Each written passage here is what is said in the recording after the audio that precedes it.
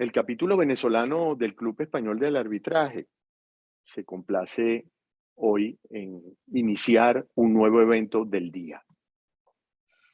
Hoy hemos invitado a la profesora Irma Lovera, abogada venezolana,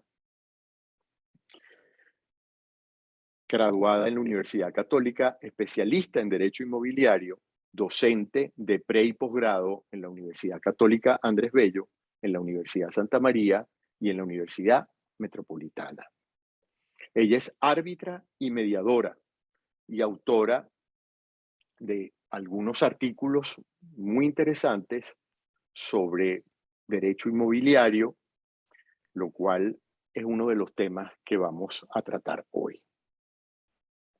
Hoy nos vamos a concentrar en el arbitraje inmobiliario y las limitaciones y perspectivas que podemos vislumbrar de aquí al futuro. La autora Irma Lovera es autora de un laudo que, de gran trascendencia en el arbitraje venezolano, ya que por primera vez un árbitro desaplicó una norma legal para darle paso a la aplicación del arbitraje en una cuestión inmobiliaria. Todos sabemos que en el año 2014, la ley de arrendamientos sobre locales comerciales prohibió expresamente los arbitrajes en materia arrendaticia comercial. Ya, de hecho, el arbitraje había sido vetado en los arrendamientos inmobiliarios para viviendas. En el año 2016, Irma dictó un laudo único de la Cámara de Comercio de Caracas, del Centro de Arbitraje de la Cámara de Comercio de Caracas, donde desaplicó esa norma, y en el 2018 la Sala Constitucional le dio la razón a Irma y desaplicó el literal J del artículo 40.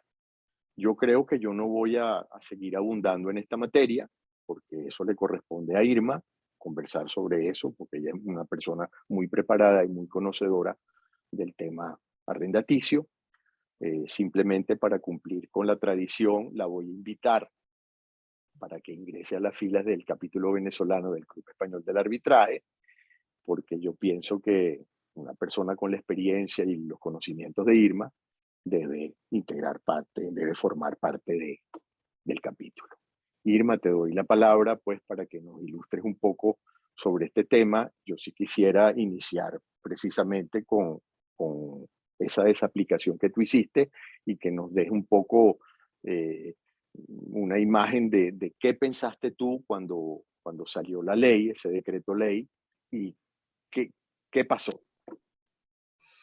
Bueno, Adolfo, muchísimas gracias por la introducción y por la invitación. Y al capítulo venezolano del Club Español de Arbitraje, por supuesto, mi enorme agradecimiento por esta distinción, que solamente ya aparecer en pantalla respaldado por una institución tan prestigiosa y una persona tan generosa ya es un gran paso. Bueno, cuando salió la ley de arrendamiento comercial, que fue en mayo del año 2014, la primera sorpresa para nosotros fue que sí había una serie de innovaciones en cuanto a la fijación del monto del alquiler, se habían modernizado varias instituciones para aplicarlas al arrendamiento comercial. Sin embargo, se daba un paso atrás al prohibir el arbitraje privado, que es como lo denomina la ley. Las leyes que han dictado los últimos 15 años en Venezuela tienen un esquema represivo muy peculiar porque incluyen una norma que enumera prohibiciones. Y eso nunca antes se había dado en la legislación venezolana. Entre esas prohibiciones está prohibir el arbitraje justamente para una temática como es la comercial, que es la más idónea para ser resuelta en arbitraje. Bueno, inmediatamente reaccioné, yo publiqué en la revista de Derecho Público, en el número 159-160, un trabajo en el cual hago la objeción a esa prohibición. Y ese artículo salió en el año 2015. Y seguí repitiendo lo mismo en las oportunidades en que se me ha hecho alguna entrevista o he escrito algún corto artículo para alguien que me lo ha pedido, pero no había la oportunidad práctica de aplicarlo. Y fue una gran suerte en el año 2016 en el Centro de Arbitraje de la Cámara de Caracas, que me designaron árbitro único en un caso de terminación de contrato de arrendamiento por expiración del término en un local comercial.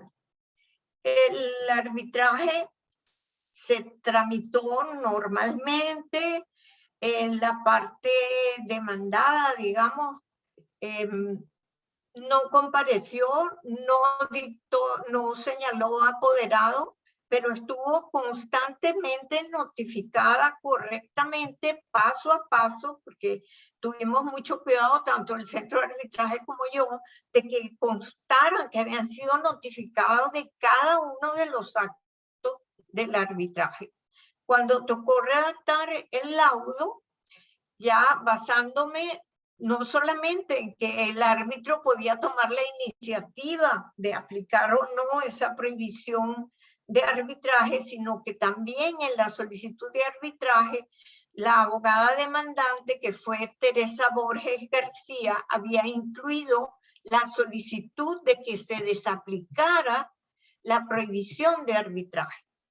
Entonces, con esta base, tuve la oportunidad de utilizar ese gran mecanismo que contiene nuestra Constitución, que es el control difuso de la constitucionalidad, razonar con base en sentencias previas de la Sala Constitucional del Tribunal Supremo, la desaplicación por considerar que el arbitraje estaba específicamente favorecido y promovido por la Constitución en los artículos 253 y 258 de la Constitución. Y una vez desechada la aplicación de la prohibición, desaplicada esa prohibición, pues se tomó la decisión que correspondía a ese caso particular de terminación de un contrato de arrendamiento por vencimiento del término.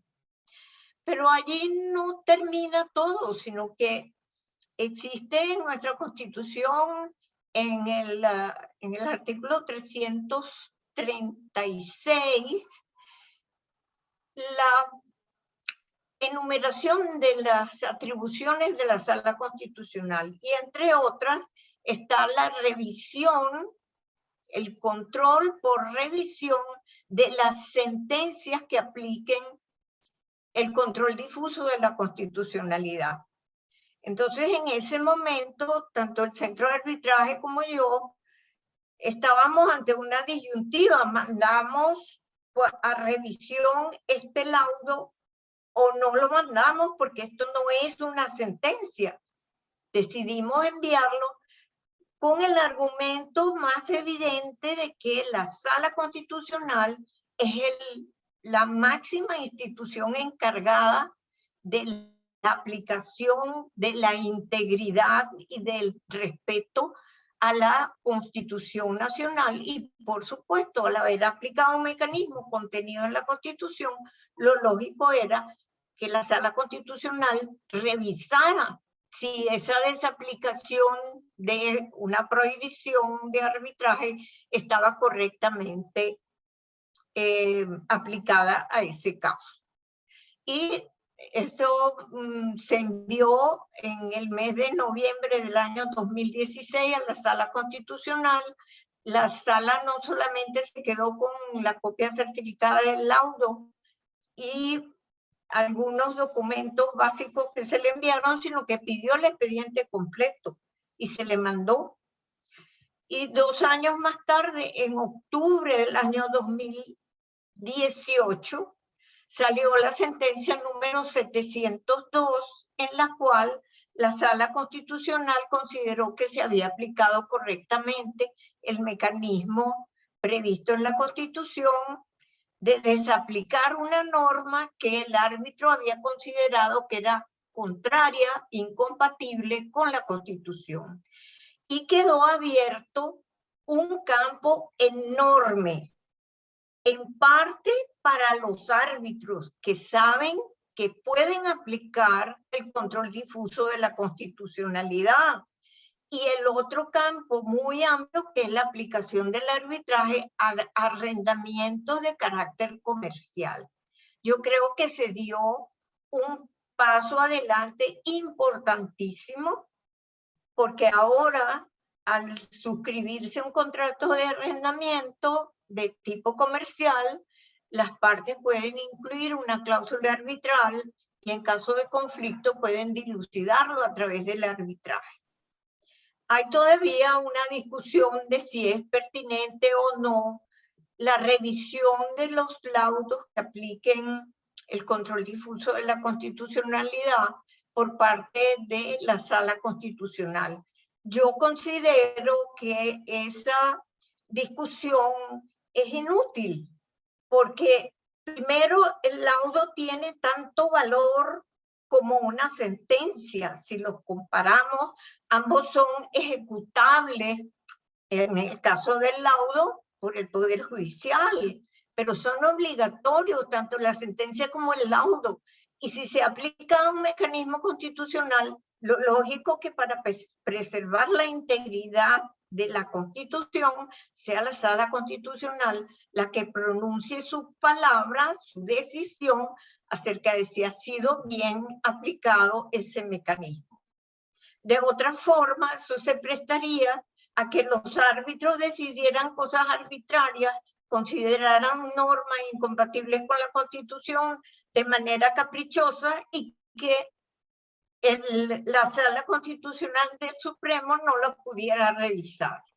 Así que yo considero que sí es pertinente y obligatorio remitir los casos de aplicación de norma constitucional, de control difuso de la constitucionalidad a la Sala Constitucional para que la revise, no para que revise el fondo del asunto, sino la aplicación o desaplicación de una norma por considerarse incompatible con la Constitución. Así que esto es un resumen de todo lo que sucedió en relación con este caso particular, y es muy interesante y me emociona mucho que los contratos de arrendamiento comercial puedan contener legítimamente unas cláusulas arbitrales, y la sentencia del Supremo ordena abrir el procedimiento de nulidad del literal J del artículo 41 de la Ley de Arrendamiento Comercial. Así que en el futuro, cuando termine ese procedimiento de nulidad, lo que se puede esperar es que ese literal sea eliminado, anulado de la Ley de Arrendamiento Comercial. Bueno, Irma, mira, la verdad es que impecable tu razonamiento y pienso que le has hecho un gran aporte pues al arbitraje, no solamente por el logro de haber desaplicado pues esa norma que era totalmente absurda, sino también por abrirle las puertas a los árbitros para que en esa jurisdicción arbitral también se ventilen situaciones que coliden con la Carta Magna. Fíjate, antes de cruzar, antes de salir de nuestras fronteras de Venezuela, yo quería preguntarte, porque yo sé que tú eres una persona que conoce muy bien la materia inmobiliaria. ¿Tú crees que en un futuro los arbitrajes puedan ser aplicados a la solución de conflictos de arrendamientos de viviendas? Yo creo que sí, pero eso merece una explicación un poco más detallada.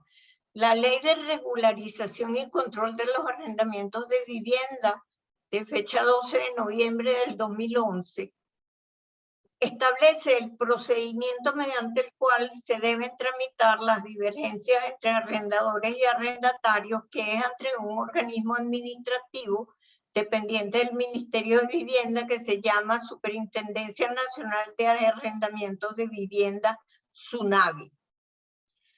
Pero ese procedimiento, que es un previo al procedimiento judicial, se limita a llamar a las partes a una conciliación o mediación en que el órgano administrativo hace de mediador para ver si es posible que las partes, en vez de seguir discutiendo, lleguen a un acuerdo. La experiencia señala que ese tipo de conciliaciones no han tenido mayor éxito porque el organismo administrativo se inclina mucho en la protección y defensa de los arrendatarios, aun cuando los propietarios tienen legítimos derechos no solamente a cobrar el alquiler, sino a pedir la desocupación en casos específicos que la ley los contiene. Entonces, a pesar de que no es eficiente ese procedimiento previo, hay que cubrirlo obligatoriamente. Pero después, la SUNAVI toma una decisión mediante una resolución que abre la puerta a que la parte solicitante se convierta en demandante ante el Poder Judicial y lleve su caso al Poder Judicial.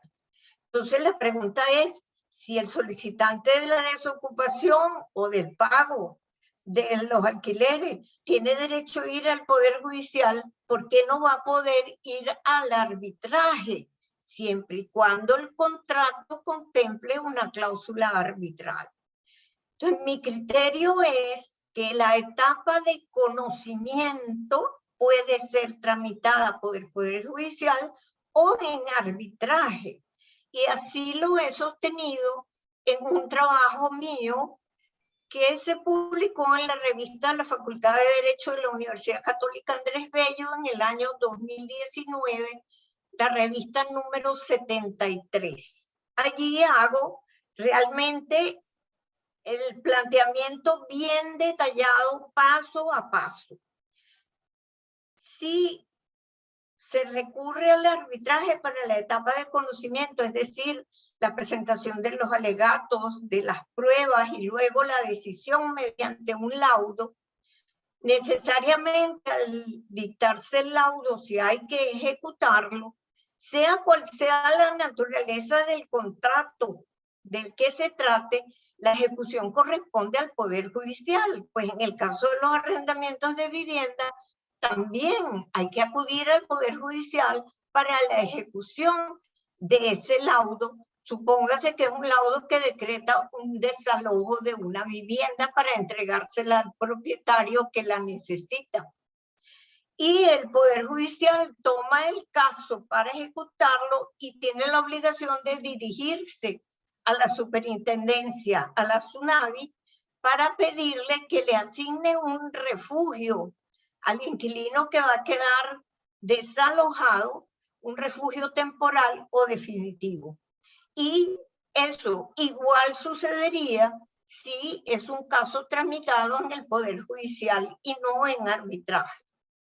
Pero si es en arbitraje, no se está violentando el derecho a la defensa, ni se está violentando ninguna ley. Al contrario, el laudo, en este caso, pues funciona igual que una sentencia y debe ser ejecutado por el Poder Judicial mediante ese llamado administrativo a establecer un refugio. Desgraciadamente, eso no se ha hecho hasta ahora. Dime, Adolfo. No, te quería hacer una pregunta porque es súper interesante lo que estás diciendo y te ¿tú crees que la cláusula de arbitraje en un contrato de arrendamiento sobre vivienda sería una cláusula normal o sería atípica y habría que hacer ese razonamiento que tú estás hablando? Bueno, Pregunto. yo pienso que la cláusula debería ser una cláusula normal, pero por tratarse de un tema tan delicado y de tanta necesidad social como es la demanda de una vivienda para ambas partes, tanto para el arrendatario como para el propietario, sí debería incluirse el detalle en la redacción de la cláusula que establezca que se va a practicar en caso de que haya divergencias la etapa previa de conciliación ante la SUNAVI, luego se pasará al ámbito arbitral y la ejecución de esa decisión vuelve a estar en manos del Poder Judicial, que debe recurrir. El juez debe oficiar a la SUNAVI, no las partes. El juez es el que debe completar el círculo. Claro. Desgraciadamente la SUNAVI no tiene suficientes viviendas para ofrecer ni siquiera temporalmente a las personas que deben desalojar. Y además nos tropezamos con un gran problema que es una medida cautelar que dictó la Sala Constitucional que prácticamente suspende todos los desalojos de vivienda y ya no solamente por la pandemia y el estado de alarma por la pandemia, sino que están suspendidos desde hace más de 4 años todos los desalojos, con lo cual se está desconociendo el derecho de propiedad y el derecho a una vivienda digna para los propietarios cuyos inquilinos no han cumplido los términos del contrato, y se han vuelto letra muerta los derechos de los propietarios y sin embargo prevalecen los abusos de los arrendatarios por falta de las autoridades que deben cumplir con su rol como lo establece la ley de arrendamientos de vivienda. Es decir, que la legislación protectora de los inquilinos los ha convertido en un monstruo. Ahora fíjate, Irma, como una de las características del evento es la brevedad, yo quisiera, como sé que estás viviendo en la madre patria en este momento, o estás radicada ahí, no sé si definitivo o temporalmente, ¿cuál es el tratamiento, si tú eres tan acuciosa que yo me imagino que debes haber visto cómo se funciona el arbitraje precisamente en el área de arrendaticia allá en España? Bueno, en España hay varias leyes que rigen el arrendamiento, pero hay una que es la ley marco, que rige para todos los arrendamientos de todas clases. Y aquí aprovecho para hacer un inciso en relación con Venezuela, el de definir qué ley se aplica a un arrendamiento en base al uso que el inquilino le da al inmueble es un criterio muy frágil para que de eso dependa la aplicación de una ley u otra. Ejemplo, se alquila una vivienda, pero resulta que el inquilino la convierte en una tienda.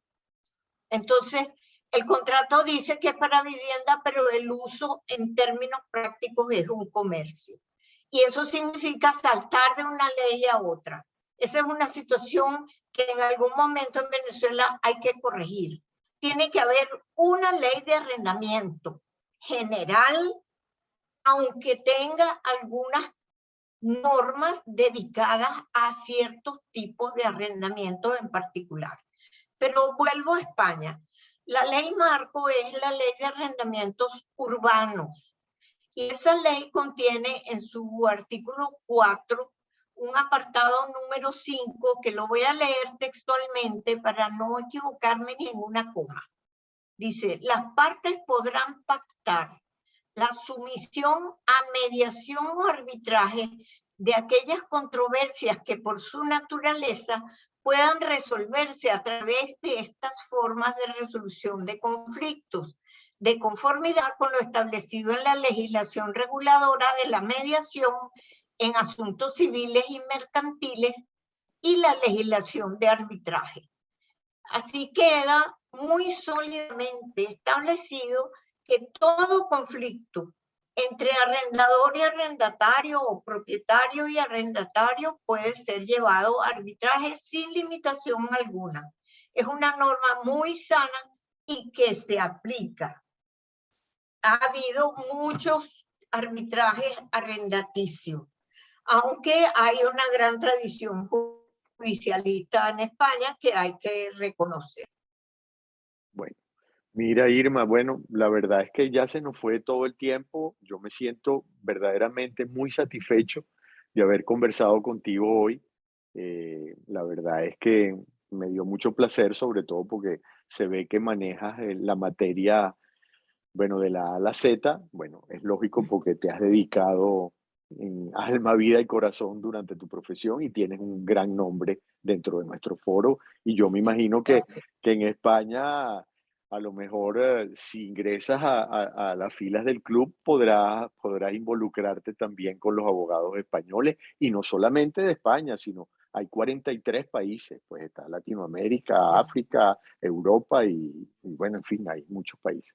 Te doy un sí. abrazo y Muchas probablemente gracias, volvemos. Adolfo. Yo creo que las puertas de Al Día están abiertas y si quieres, cualquier día volvemos a conversar. ¿Ok? Ya buscaremos un tema interesante para volver a conversar. Muchas gracias. Un abrazo, Adolfo. Igual para ti.